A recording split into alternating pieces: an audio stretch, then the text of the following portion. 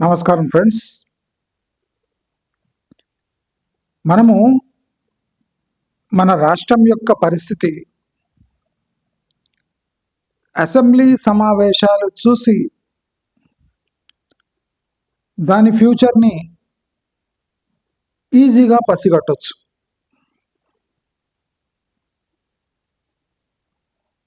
ప్రభుత్వము ప్రజలను వంచే పనిలో నిమగ్నమైనట్టు స్పష్టంగా కనిపిస్తుంది. అపోజిషన్ ఎత్తే ఏ సవాలుకు వాళ్ళ దగ్గర ఎటువంటి జవాబు లేదు. పవర్లో ఉన్నాము, ప్రస్తుతానికి మేము సేఫ్ అనే ఒక అహంకారం తప్ప ఈ గవర్నమెంట్కి పవర్లో కొనసాగే ఎలాంటి అర్హతలు ధైర్యము లేదు. అంటే ప్రస్తుతానికి ప్రభుత్వం పడే స్థితిలో లేదు కాబట్టి మిగతా 2-2.5 ఏళ్ళు సునాయాసంగా పవర్లో ఉండొచ్చు అనే ఒక భరోసా తప్ప, వాళ్లకు భరోసా తప్ప ప్రజలకు ఎలాంటి భరోసా ఇవ్వలేకపోతున్న ప్రభుత్వం. నేను ఈ ప్రభుత్వం వచ్చినప్పటి నుంచి ఈ ప్రభుత్వంలో రేవంత్ రెడ్డి యొక్క ఇంపార్టెన్స్, రేవంత్ రెడ్డి కర్ణాటకతో కుదుర్చుకున్న డీల్, డికే శివకుమార్తో ఒప్పందాలు, కాంగ్రెస్ హైకమాండ్తో ఒప్పందాలు, అంటే సొంత పార్టీతోనే ఒప్పందాలు చేసుకొని ముఖ్యమంత్రిగా కొనసాగే వ్యక్తి తెలంగాణను ఏం ఉద్ధరిస్తాడు అని నేను ఆనాడే చెప్పాను. ఒక ఎక్స్పెక్టేషన్ ఏముండేదంటే రేవంత్ రెడ్డి దగ్గర కేసీఆర్ చేసిన అక్రమాలను తాను పవర్లో రాగానే ఎండగట్టి ఓడిపోయిన బీఆర్ఎస్కు సమాధి కడతాడు అనే ఒక ఆకాంక్ష అందరిలో ఉండేది. కానీ జరిగింది ఏమంటే బీఆర్ఎస్ సంపాదించిన అక్రమాస్తులు కాస్త బదిలీ అయ్యాయి, కానీ వాళ్లపై చర్యలు ఈ 2.5 ఏళ్లలో శూన్యం. ప్రభుత్వం పని చేయలేదు అనే ఒక కోపం కన్నా ఎక్కువ బీఆర్ఎస్ పై ఏ చర్యలు తీసుకోలేదు అనే ఒక కక్ష ప్రజల్లో ఎక్కువగా కనిపిస్తుంది. ప్రభుత్వము టైంపాస్ చేసే క్రమంలో, అంటే వాళ్లకు మిగిలి ఉన్న టైమును ఎలాగో అలాగా గడిపేయాలి. ప్రతిసారి బీఆర్ఎస్ ప్రశ్నించినప్పుడు కేటీఆర్ని కేసీఆర్ని లోపలేస్తా అనే, తొక్కుతా అనే కొన్ని పదాలు వాడి తమ టైం వెళ్ళదీసుకుంటున్నారు కాంగ్రెస్ నేతలు. ఇప్పుడు మనము కాంగ్రెస్ పాలన మొత్తం హైదరాబాద్ చుట్టుముట్టే, బీఆర్ఎస్ పాలన ఎలా హైదరాబాద్ చుట్టుముట్టుండి ఓటర్స్ని ఎంగేజ్ చేయడానికి రైతు భరోసా అనే ఒక, రైతు బంధు అనే ఒక కార్యక్రమం ఎలా రూరల్తో టచ్లో ఉంచిందో అదే పద్ధతిలో కాంగ్రెస్ కూడా అడపా రైతు బంధు ఇస్తాము అని రూరల్ ఓటర్ని ఆకర్షించే పనిలో పడ్డుంది తప్ప దానికి తెలంగాణ పట్ల ఏ చిత్తశుద్ధి లేదు అని క్లియర్గా అర్థమవుతుంది. నేను ఎప్పటి నుంచో చెప్తున్నా, ఫ్యూచర్ సిటీ కానివ్వండి, కేబుల్ బ్రిడ్జ్లు కానివ్వండి, మెట్రో రూట్ కానివ్వండి, మూసీ ప్రక్షాళన కానివ్వండి, RRR కానివ్వండి, ట్రిపుల్ రైల్ రింగ్ రోడ్డు కానివ్వండి, లేదా ఈ సల్మాన్ ఖాన్ వీళ్లకు పంచిపెట్టిన భూములు, ఈ బడా ఫార్మా కంపెనీలకు 50 ఎకరాలు ఇవ్వడము, ఇవన్నీ క్విట్ ప్రోకో కింద వస్తాయి. ప్రతి ఒక్క ప్రకటనను నిలబెట్టుకోవడానికి వీళ్ళ దగ్గర డబ్బే లేదు. హైకోర్టుతో చివాట్లు తింటూ వీళ్లకు సిగ్గు అనేదే లేకుండా పోయింది. 12 వరుసల రహదారి చంద్రబాబు నాయుడు, రేవంత్ రెడ్డి ఇద్దరు ముచ్చట్లు పెట్టుకొని మనం కట్టేద్దామంటే అది అలా పాసిబుల్ అయ్యే థింగ్ కాదు అని నేను ఎప్పటి నుంచో చెప్తూ ఉన్నా. కేంద్ర ప్రభుత్వం కూడా RRR పై, ఈ 12 వరుసల గ్రీన్ ఫీల్డ్ రహదారిపై, అదే కాకుండా ఫ్యూచర్ సిటీ యొక్క ఫ్యూచర్పై, మూసీ ప్రక్షాళనపై కూడా సవాళ్లు విసురుతుంది. ఈ సవాళ్లు మన ఛానల్లో మనం కాంగ్రెస్ ప్రభుత్వం రాగానే ఇవన్నీ అనౌన్స్ చేయంగానే మనం దాన్ని పిప్పి తీస్తూనే ఉన్నాం. మనం ఛానల్లో డిస్కస్ చేసిన ఫ్యూచర్ సిటీ అబద్ధమని, ఫ్యూచర్ సిటీ ఒక భ్రమాన్ని, ఒక 300 ఫీట్ రోడ్డు 3 రేడియల్ రోడ్లు వేస్తే ఒక సిటీ నిర్మాణం అయిపోతుంది అనే భ్రమ కలిగించడం మన దురదృష్టం. అదే కాకుండా 12 వరుసల రహదారి ఎందుకు అని మనం ప్రశ్నించాం. విభజన టైంలో ఆంధ్ర రాజధాని, తెలంగాణ రాజధానిని కలిపే ఒక రోడ్ ఇస్తారు అని ఆశ ఉండేది. ఆ ఆశ నిరాశ కాకుండా విజయవాడ హైవేని 6 రోడ్ హైవే చేయటం హర్షణీయం. కానీ అదే టైంలో 12 వరుసల రహదారి రేవంత్ రెడ్డి, చంద్రబాబు నాయుడు డిసైడ్ చేయడం, ఇది తెలంగాణకు పెద్ద దెబ్బ అని చెప్పాలి. కనుకనే కేంద్ర ప్రభుత్వం విజయవాడ రహదారి 6 లేన్ రహదారి ఉన్నప్పుడు మళ్ళీ 12 వరుసల రహదారి ఎందుకు వేస్తున్నారు, ఎవరి కోసమని మనం అడిగిన ప్రశ్న ఇప్పుడు కేంద్ర ప్రభుత్వం అడుగుతుంది. ఇప్పుడు వాళ్ళు విభజన చట్టం కింద ఈ 12 వరుసల రహదారి వేస్తామంటే ఒప్పుకోరు. వాళ్ళు ఏమంటారంటే ఈ విజయవాడ రహదారినే via Amaravati to Kakinada port తీసుకుపోండి, అంతేగాని 6 లేన్ హైవే వేస్తూనే ఉన్నాం విజయవాడకు, మరి కొన్ని కిలోమీటర్ల దూరం ఉన్న, ఒక 10-15 కిలోమీటర్ల దూరం ఉన్న అమరావతికి మళ్ళీ 12 వరుసల రహదారి వేసి ఎవరిని ఉద్ధరించడానికి అని కేంద్ర ప్రభుత్వం మనం అడిగిన ప్రశ్న వీళ్ళకి గట్టిగానే అడిగింది. వీళ్ళ దగ్గర జవాబు లేదు. విభజన చట్టం ఏం చెప్తుంది? ఆంధ్ర రాజధానిని, హైదరాబాద్ రాజధానిని లేదా ముఖ్య నగరాలను ఆంధ్రతో కలపాలి ఒక రహదారి ద్వారా. అంటే అది 6 lane Vijayawada highway is more than enough to connect Telangana with Andhra. ఇంత సింపుల్గా అయ్యేదాన్ని 12 వరుసల రహదారి చేసి ఇక ఫ్యూచర్ సిటీ తప్ప వేరే ఔచిత్యం లేదు. అసలు విజయవాడ హైవేని మర్చిపోయి శ్రీశైలం ఎలివేటెడ్ కారిడార్ అని అక్కడొక ఖర్చు చేసి నంద్యాల, కర్నూలు బైపాస్ నంద్యాల వైపు అదొక రోడ్డుకు శ్రీకారం చుట్టి, అంటే ఆంధ్రాకు 4 రహదారులు అనవసరంగా ఖర్చు చేస్తున్నారని భావించిన కేంద్ర ప్రభుత్వం ఇప్పుడు రాష్ట్ర ప్రభుత్వాన్ని ప్రశ్నిస్తుంది. అదే కాకుండా మనం తీవ్రంగా వ్యతిరేకించే ట్రిపుల్ ఆర్ రైల్ రోడ్, ఇవి కూడా బూడిదలో వేసే పన్నీరు ప్రాజెక్ట్సే.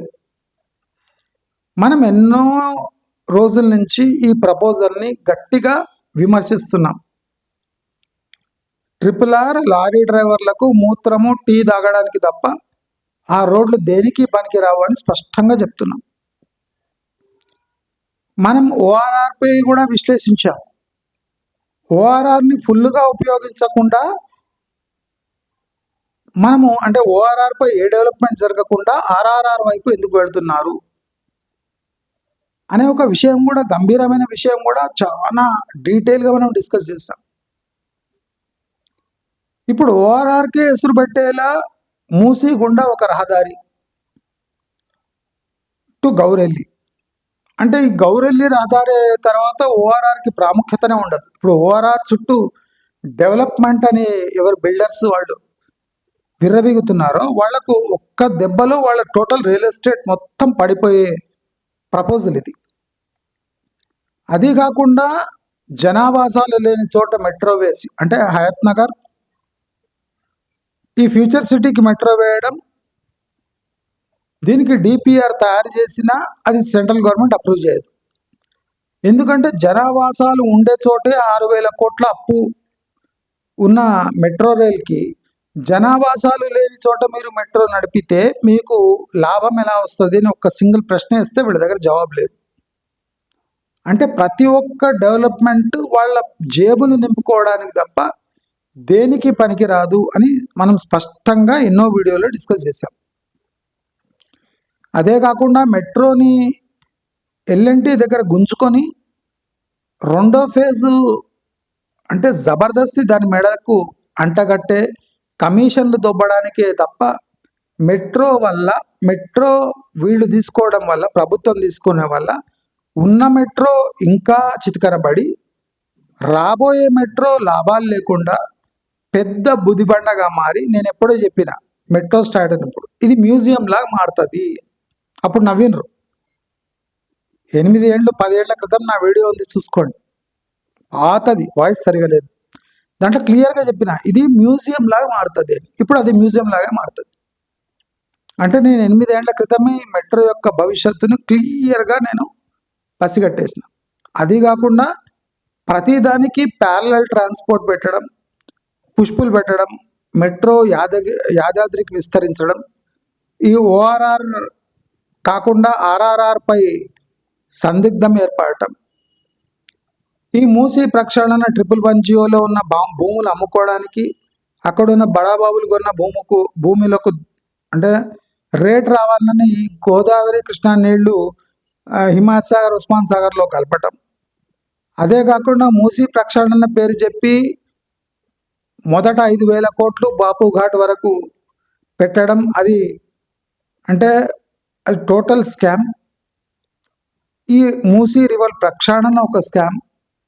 అది కాకుండా శంషాబాద్ వైపు డెవలప్మెంట్స్ అవి ఒక పెద్ద స్కామే.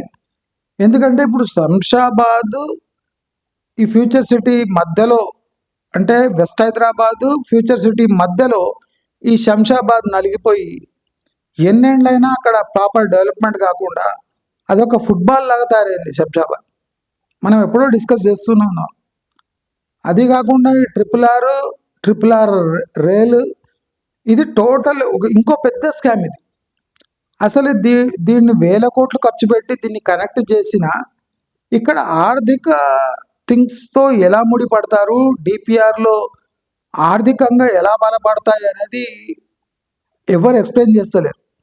జస్ట్ థెరాటికల్గా మనం అన్నిటినీ కనెక్ట్ చేద్దాం, మనం అన్నిటినీ కనెక్ట్ చేస్తే దాంట్లో లాభాలు ఉండాలి, ఫైనాన్షియల్ ఫీజిబిలిటీ ఉండాలి. అది లేదు. అంటే ప్రతి ఒక్క అంశం హైదరాబాదులో ఇప్పుడు డబుల్ బెడ్రూమ్ వారానికి ఓ ప్రకటన, ఒక్క డబుల్ బెడ్రూమ్ కూడా ఈ ప్రభుత్వం వచ్చినాక ఒక్కరికి కూడా ఇవ్వలేదు. ఇది అసెంబ్లీలో పెద్ద చర్చగా మారింది. ఈ కాంగ్రెస్ పార్టీ అంటే ఈ పొంగులేటి శ్రీనివాసరెడ్డి ఉన్నంత వరకు ఈ హౌసింగ్ సెక్టర్ బాగుపడదు అని మనకు స్పష్టంగా తెలుస్తుంది. ఎందుకంటే వీళ్ళే ఒక పెద్ద భూమాఫియాలాగా తయారైంది. వీళ్ళు ప్రజలకు టైంకి ఈ డబుల్ బెడ్రూమ్లు అందిస్తాడన్నది ఒక స్కామ్. ఎందుకంటే ఇప్పటి వరకు ప్రతి నెల మాట్లాడతాడు, ఒక్క డబుల్ బెడ్రూమ్ కూడా ఇవ్వడానికి అందియలేదు. ఇది కాంగ్రెస్ ఘనత. కాంగ్రెస్ ఏం చేసిందంటే ఆ సన్న బియ్యం ఒకటి, ఫ్రీ బస్సు తప్ప, మహిళలకు ఫ్రీ బస్ తప్ప వీళ్ళు ఈ నియర్లీ 3 ఏళ్లలో చేసింది ఏం లేదు. వచ్చే 2-2.5 ఏళ్లలో కూడా వీళ్ళు చేసింది ఏం లేదు, చేసేది ఏం లేదు. ఎందుకంటే నిధుల లేమి. అదే కాకుండా ఎంప్లాయీస్కి డిఎస్ ఎగ్గొట్టడం, రిటైర్డ్ అయిన ఎంప్లాయీస్ని అంటే వాళ్ళని చిన్నచూపు చూడటం, ఇది ప్రభుత్వంపై పెనుభారమే మోపుతుంది. అంటే సాల్వ్ చేయలేని ప్రాబ్లమ్స్ విపరీతంగా ఉండడం కారణంగా హైదరాబాదులో ప్రైవేట్ సెక్టర్, పబ్లిక్ సెక్టర్ రెండు ఒకే దెబ్బకు ఎఫెక్ట్ అవుతున్నాయి. ఇప్పుడు ప్రైవేట్ సెక్టర్లో ఇన్వెస్ట్మెంట్స్ వస్తలేవు, ప్రజలకు ఎంప్లాయ్మెంట్ దొరకలేదు, అన్ఎంప్లాయ్మెంట్ వల్ల స్పెండింగ్ పవర్ తగ్గిపోయింది. స్పెండింగ్ పవర్ తగ్గడం వల్ల అంటే కొనుగోలు శక్తి కానివ్వండి, క్రయ విక్రయాలు తగ్గిపోయినాయి. క్రయ విక్రయాలు తగ్గిపోతే నికర రాష్ట్ర ఆదాయం పడిపోతుంది. రాష్ట్ర ఆదాయం పడిపోతుందంటే కేంద్రం నుంచి వచ్చే డబ్బులు కూడా పడిపోతున్నాయి. అదే కాకుండా రాజకీయ సంక్షోభం ఏర్పడే ఛాన్సెస్ ఎక్కువ ఉన్నాయి. అంటే ఏ కోణాలను చూసినా హైదరాబాద్ భయంకరమైన స్థితిలో ఉంది. వెస్ట్ హైదరాబాదులో ఇప్పుడు 3.5 లక్షలు ఉన్నా ఇంకో సంవత్సరం గడిస్తే 5 లక్షల ఖాళీ ఫ్లాట్లు ఉంటాయి. ఇప్పుడు ఎవ్వరు ఎలాంటి యాడ్స్ ఇచ్చినా, ఎలాంటి పాజిటివ్ థింగ్స్ చెప్పినా వాళ్ళ ముఖం చూస్తే అక్కడ కనిపిస్తలేదు. అంటే something they are hiding something to sell something అనేది హైదరాబాద్ రియల్ ఎస్టేట్లో స్పష్టంగా కనిపిస్తుంది. కాబట్టి రాబోయే రోజుల్లో హైదరాబాదులో ఇన్వెస్ట్మెంట్ పెడితే అది బూడిలో వేసిన పన్నీరే. అంటే హైదరాబాద్ ఫండ్స్ రీడిప్లాయ్మెంట్ కోసం అట్లీస్ట్ నా ప్రకారం 10 to 15 years పడుతుంది, అంటే మళ్ళీ కాన్ఫిడెన్స్ రావడానికి. అప్పటి వరకు హైదరాబాద్ డౌన్ వైడ్ ట్రాజెక్టరీలో పోతుంది. అదొక చిన్న మినీ డౌన్వర్డ్ సైకిల్ని కవర్ చేసుకొని మళ్ళీ అప్వర్డ్ సైకిల్కి రావడానికి 10+ years పడుతుండొచ్చు. మనం ఈ విషయం పదే ఎన్నో వీడియోలో చెప్పాం. ఇప్పుడు స్పష్టంగా మీ కళ్ళ ముందు తెలుస్తుంది. హైదరాబాదులో ప్రభుత్వం ఏం చేయలేదంటే ఇంకా తెలంగాణకి ఏం మురగబెడుతుంది.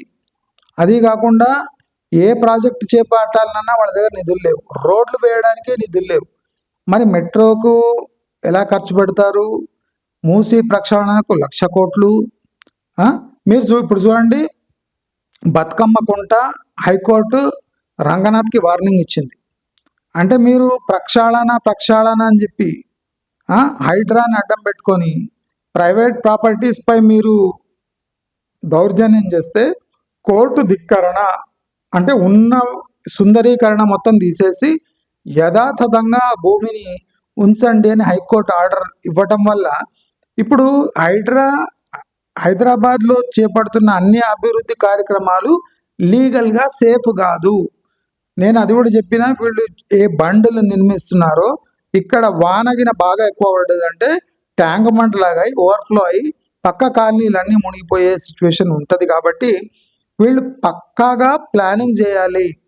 అంటే స్టామ్ వాటర్ డ్రైన్స్ పక్కాగా నిర్మించినాక ఈ లేక్స్ బండ్స్ అంతా ఫెన్సింగ్ చేయాలి. కానీ ముందే ఫెన్సింగ్ చేసేస్తే అది లేక్ ఓవర్ఫ్లో అయిపోయి పక్క కాలనీస్ అన్నీ మునిగిపోయే సందర్భం ఉంటుంది. కాబట్టి ఇది చాలా ప్రమాదకరమని నేను మళ్ళీ హెచ్చరిస్తున్నాను.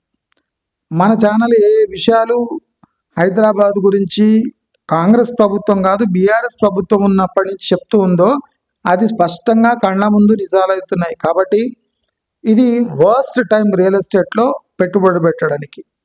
But it is a good time to invest in agriculture properties. అంటే ఎకరాలలో కొనడానికి మంచి టైం వస్తుంది, కానీ ప్లాట్లు కొనడానికి వర్స్ట్ టైం అని అందరికీ చెప్పుకుంటూ హైదరాబాద్ రియల్ ఎస్టేట్లో పెట్టుబడి పెట్టే ఉద్దేశం ఎవరైనా ఉంటే అట్లీస్ట్ 3 years వరకు వాయిదా వేసుకోండి. అంటే వచ్చే నెక్స్ట్ ప్రభుత్వం కొలువు తీరి ఒక 6 నెలల తర్వాత మనం ఈ హైదరాబాద్ దిశ మనం గుర్తుపట్టచ్చు. అప్పటి వరకు మనకు అన్ని రాంగ్ సిగ్నల్సే కానీ పాజిటివ్ సిగ్నల్స్ ఎక్కడ దొరుకుతలేవు అని అందరికీ విజ్ఞప్తి చేస్తూ, ఈ రాబోయే రోజులు తెలంగాణ అంటే అభివృద్ధి కాకుండా డౌన్వర్డ్ ట్రాజెక్టరీలో వెళ్తుంది. ప్రతి ఒక్కటి నిధుల లేమి కారణంగా పూర్ స్టేట్ అని ఒక పేరు తెచ్చుకొని ఏ ఇన్ఫ్రాస్ట్రక్చర్ ప్రాజెక్ట్ కూడా ఈవెన్ కాంట్రాక్టర్స్ చేయడానికి కూడా రెడీగా లేరు. ఎందుకంటే గవర్నమెంట్ దగ్గర నిధులు లేవు, వీళ్ళు మనకు అంటించి కమిషన్లు దొబ్బేసి వెళ్ళిపోతే మన పరిస్థితి ఏమి అనే ఆలోచనలో కాంట్రాక్టర్స్ ఉన్నారు. కాబట్టి అందరూ అలర్ట్ అయిపోవాలి. హైదరాబాదులో మీరు రియల్ ఎస్టేట్లో పెట్టుబడి పెట్టకూడదు. దీంట్లో పెట్టుబడి పెట్టినంటే స్పాట్లో 40% క్రాష్. అంటే మీరు కొని నెక్స్ట్ వీక్ అమ్మినా మీకు ఆ రేటు 20-30% తక్కువలో అడుగుతారు. కాబట్టి ప్రతి చోట అంటే సర్టానిటీ లేదు, ఎక్కడ చూసినా కన్ఫ్యూజను. అది కాకుండా ఇరాన్ వార్ వల్ల టోటల్ ఇండియా యొక్క ఎకానమీ దెబ్బతింటుంది కనుక పెట్రోలు, ఈ ఇంధన వనరులు కొరత ఏర్పడుతుంది కనుక ఎకానమీ డ్రాస్టిక్గా ఎఫెక్ట్ కాబోతుంది అని నరేంద్ర మోదీ చెప్పకనే చెప్పిండు. కాబట్టి మనమందరం ఈ పిచ్చి కూతలకు బలి కాకుండా ఇదే ఆపర్చునిటీ అని అనుకోకుండా నెక్స్ట్ 3 years వరకు క్యాష్లో ఉండి వెయిట్ అండ్ వాచ్ మోడ్లో ఉంటే మీ అందరూ సురక్షితంగా ఉంటారని మళ్ళీ హెచ్చరిస్తూ నమస్కారం.